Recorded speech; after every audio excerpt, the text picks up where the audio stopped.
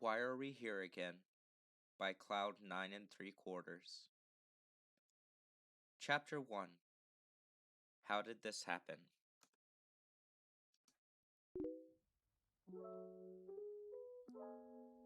Why are we here again? Kaminari glanced down at Sero, his chin in his hands and his legs swinging over the edge of the building. He glumly stared out at the skyline, the night quiet, for now. Kaminari sighed deeply. I don't know, man. It's one of the big questions, isn't it? Why are we here? Leaning up against the barricades, he tried to make out his classmates running around below. Why us? I mean, so many of us have been through so much, and now we're all stuck here together and... No, Kaminari, you idiot! Sero interrupted suddenly, breaking the peace. Why are we here? We're on a roof in the middle of the night, and you have a bunch of exposed wires. He blinked. Oh. Yeah, oh. What was all that about? Did you think I meant meaning of life or something? Are you okay? Fine, really. Just thinking about stuff. Do you want to talk about it? No, it's... Kaminari froze, his eyes catching the glimmer of a flashlight below, turning on and off. Maybe later, he finished. That's the signal, right? How am I supposed to know? That's what I was asking you in the first place. I forgot. Kaminari hurried back to the wires. I'm short-circuiting the building. You can't just stick your hands in there, Sero hissed, backing away from the electronics that Sato had ripped out for them earlier. You'll short-circuit yourself. And that's why you're here. Kaminari grinned, giving him a thumbs up. See you on the other side. And with a shout and a flash, the lights went out. Kaminari stumbled back from what was once the fuse box, murmuring nonsense with that blank look upon his face. Sero simply sighed, taping his friend's arms together and hauling him over the edge of the building where they could have sailed down. This is going to be a long night.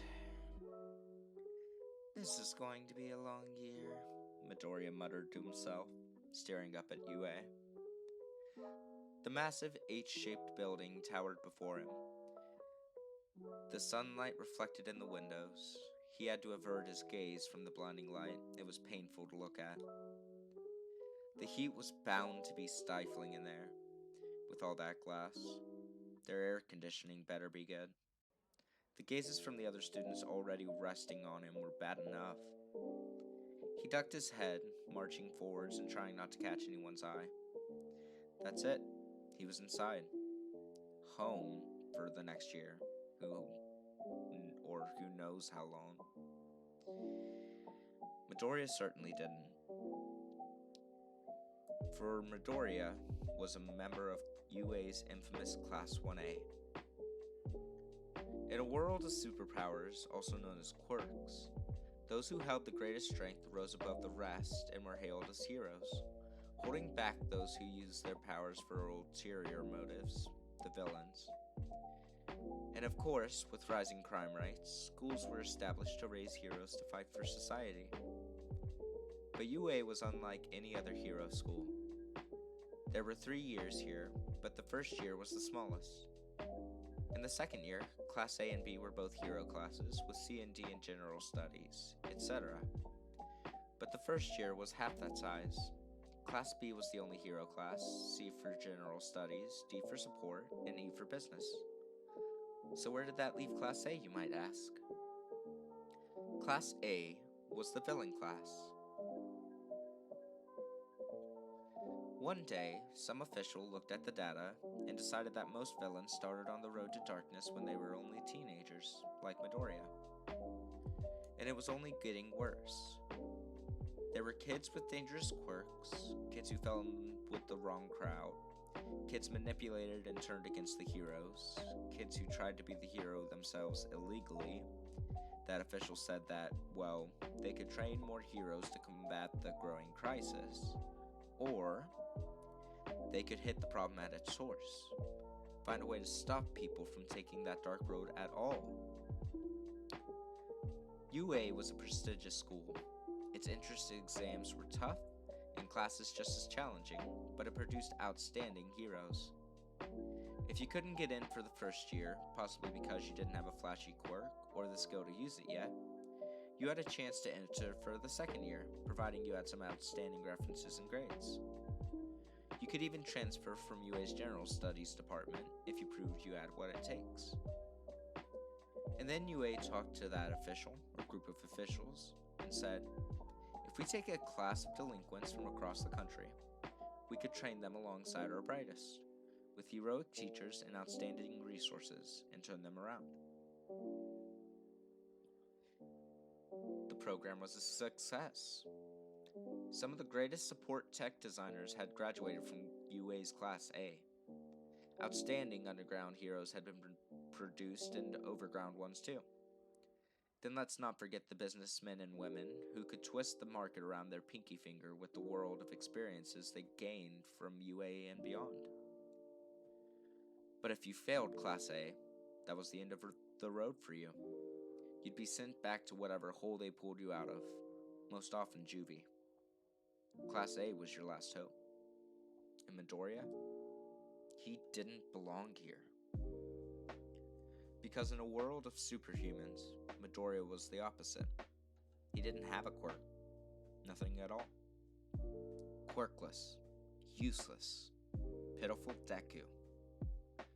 And here he was.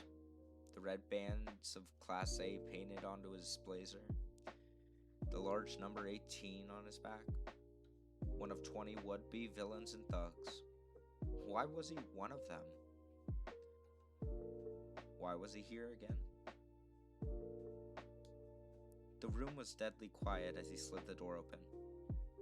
He wasn't the last to arrive, which he was thankful for.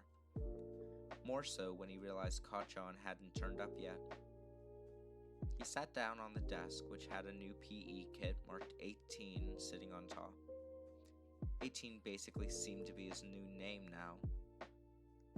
He stared blankly at the front of the room, waiting for the dreadful day to begin.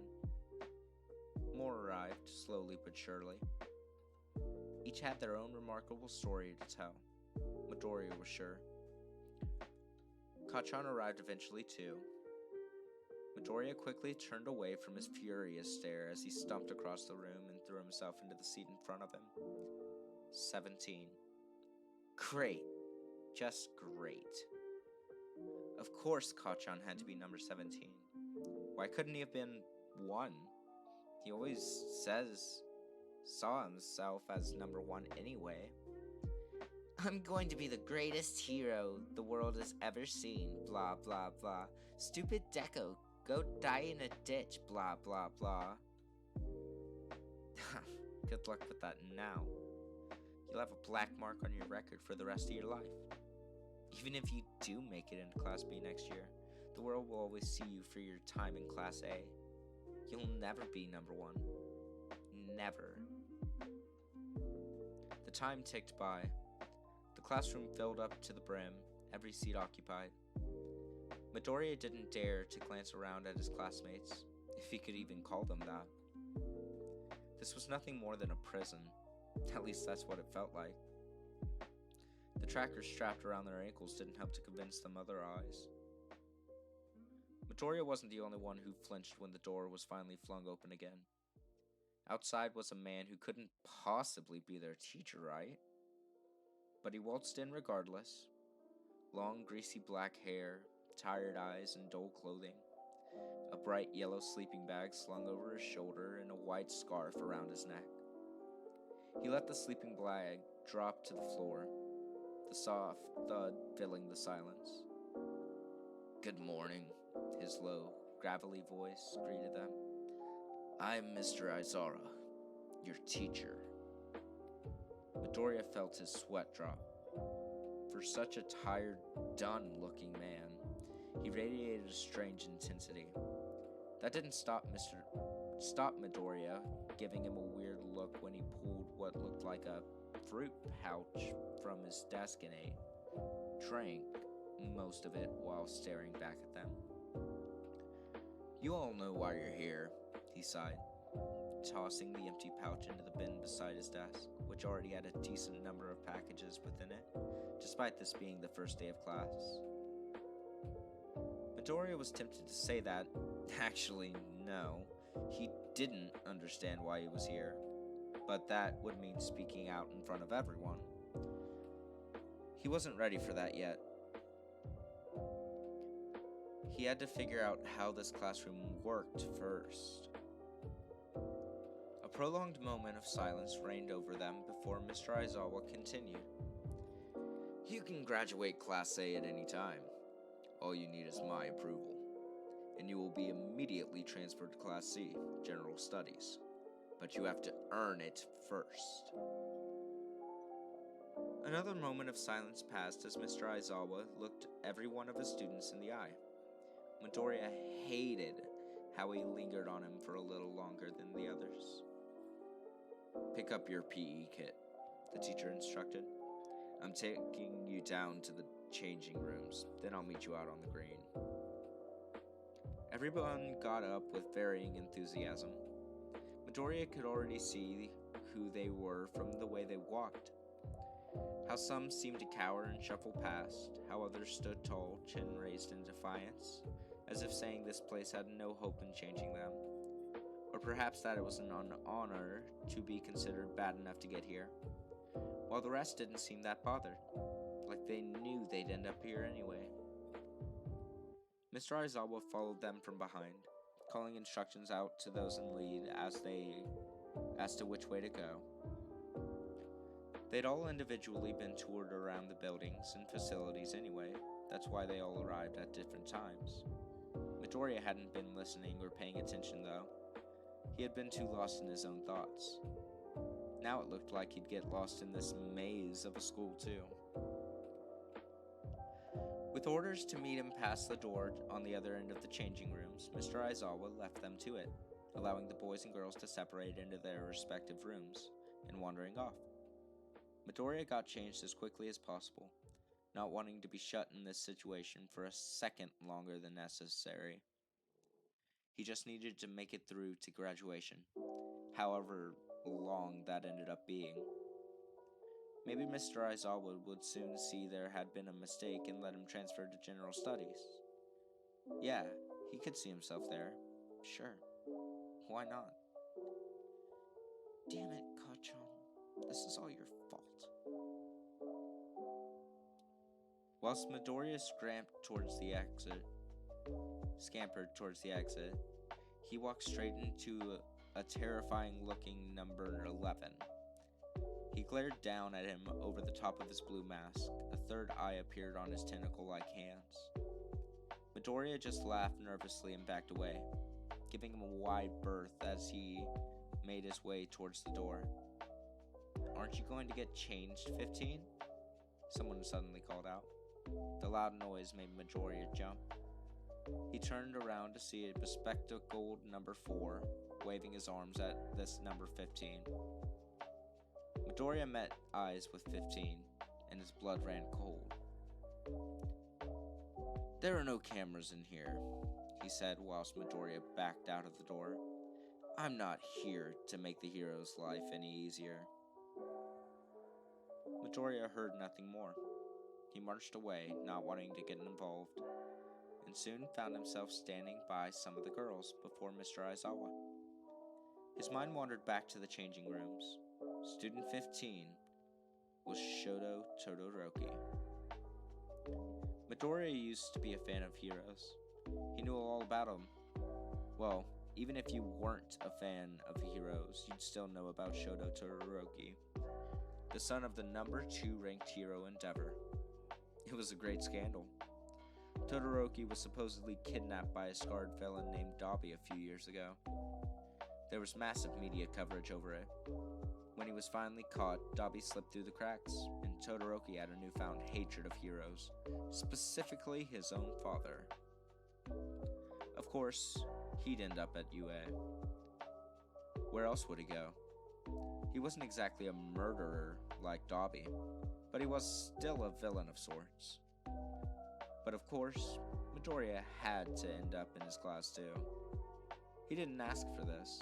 For God's sake, it hadn't even been an hour yet, and this was already a nightmare.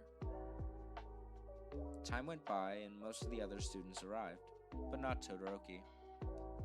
Eventually, Mr. Aizawa went to get the missing student himself, and after way longer than necessary, Todoroki seemingly gave up and got dressed, meeting Mr. Aizawa outside and walking as slowly as he could over to the rest of them. "Line up," Mr. Aizawa sighed, and they did just that, in your number order. A confused minute of shuffling later, and Midoriya found himself between a guy half his height, who kept ogling at the girl next to him, and Kacchan, because the universe just hates him. "Get used to who you're standing next to," the teacher instructed. "Whenever you line up, it will be in this order. Be quicker next time." Excuse me, y'all, gotta hydrate.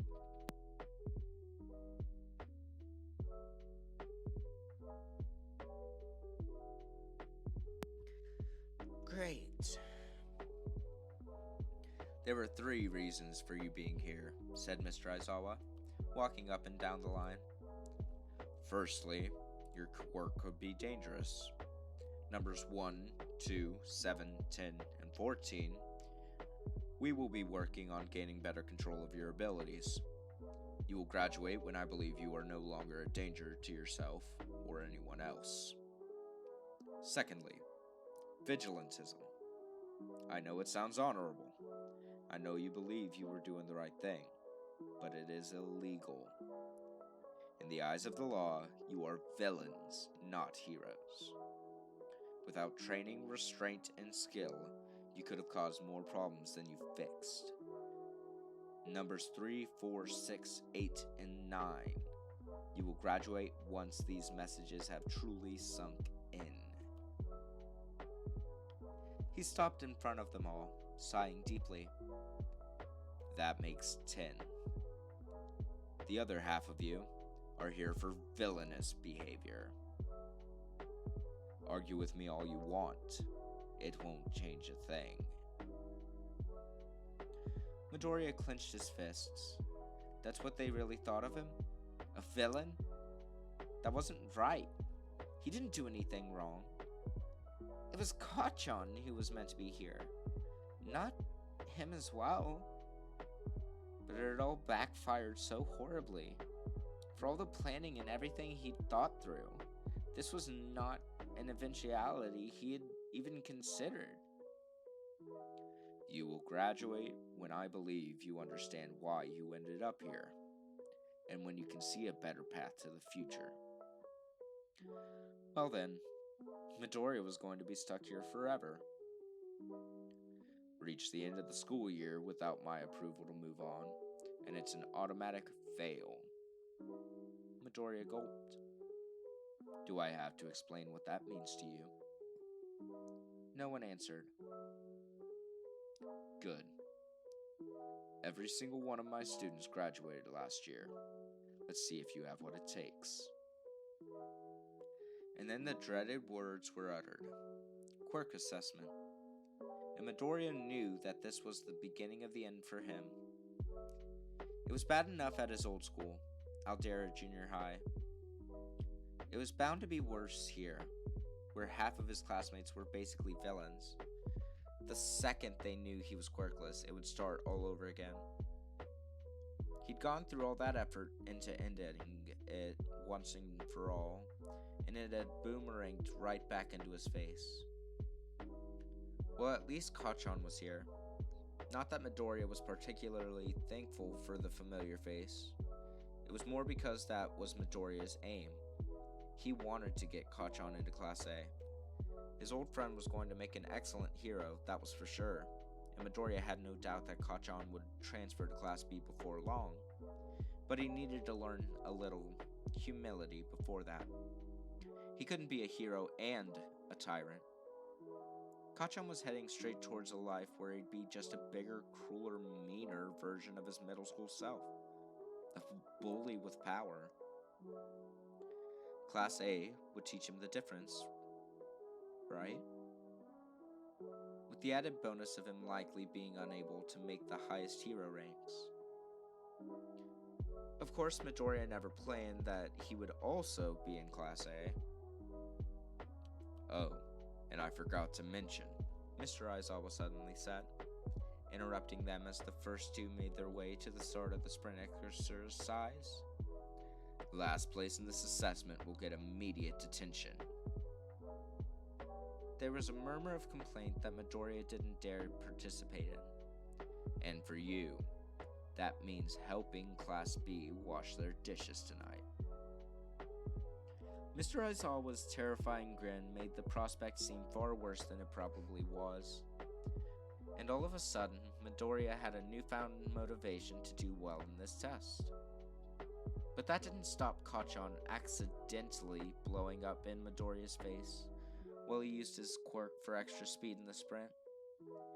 It certainly didn't help when he almost burnt through Midoriya's shoes while he was supposed to hold his feet down during a sit-up exercise. And Midoriya was most likely still sitting dead last when, in the 800 meters, Kachan tripped him up and Midoriya got a face full of concrete. Midoriya caught Mr. Aizawa's gaze after he stood back up, rubbing the blood off the gash in his cheek with the back of his sleeve before he carried on. Somehow, he still didn't come last.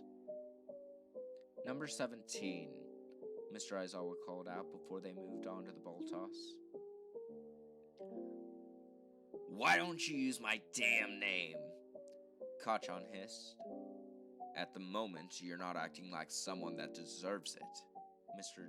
Aizawa droned at with no remorse. Care to explain why you're treating 18 like this? There's a nasty cut on his face, and don't think I haven't noticed all the scorch marks on his clothes. Midoriya felt the rest of the class's eyes on the back of his head. He kept his gaze on Mr. Aizawa. Kachan simply snarled, I'm not doing anything he doesn't deserve. Midoriya didn't say a word, didn't move a muscle, didn't avert his eyes. I know how the two of you ended up here.